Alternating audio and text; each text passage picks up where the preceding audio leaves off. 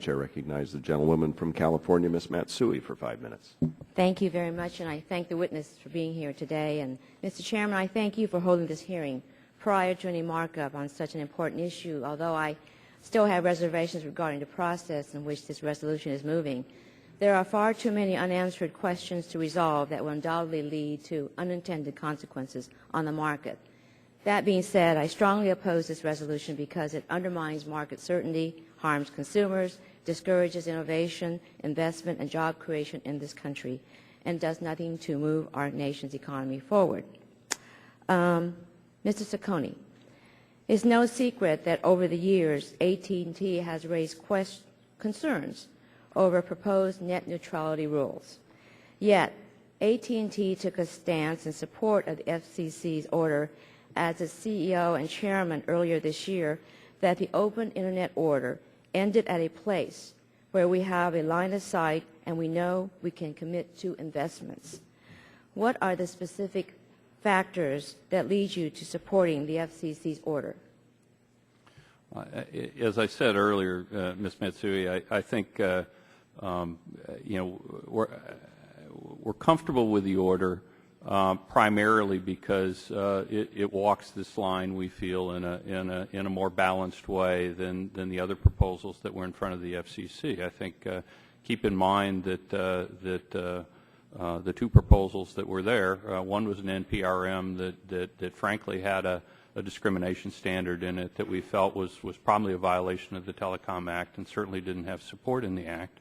Would have inevitably led to legal challenge. And the other was to impose common carriage regulation on these services again, which would have been, I think, a very extreme proposal. We were pleased that the FCC was willing to work with us to try and deal with our concerns and, frankly, deal with the concerns of stakeholders to see if there was a middle ground. Like any middle ground, we're not happy with every part of it. We'd have preferred some different language and different standards. We'd have preferred nothing on wireless. Right. Understand that. We've heard from a great number of leading economists in support of the FCC's order.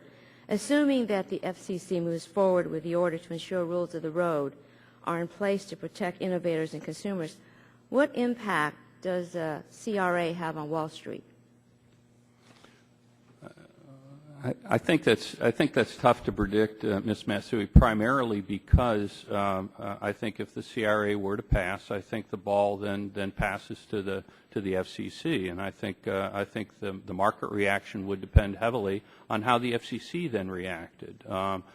If the FCC, for example, reacted by deciding that it didn't want to move forward with any further regulations in this area, obviously I think the market would be pleased and that would provide a high degree of certainty.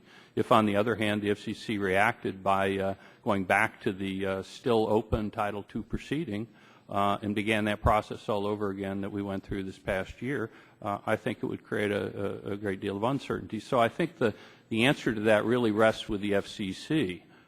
It doesn't really, it's not really a product of the CRA and what the Congress decides to do on that. It's really more a product of what the FCC decides to do in the wake of that. Okay, but you're still dealing with uncertainty, though.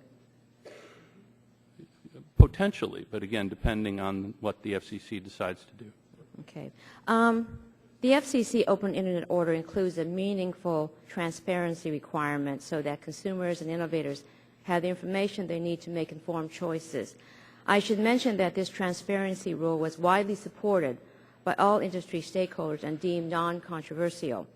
If this resolution becomes law, the FCC's transparency rule, which simply states that broadband providers must disclose their network management practices, performance characteristics, and terms and conditions of the broadband service to consumers, will be eliminated. That would be bad for consumers, bad for business, and bad for the Internet economy. I have a question for the panel, and I'd like a yes or no answer, just a yes or no answer.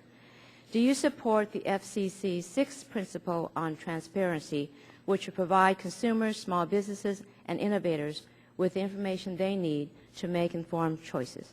I'll start with you, Mr. Turner. Yes. Yes. Yes. Yes. Yes.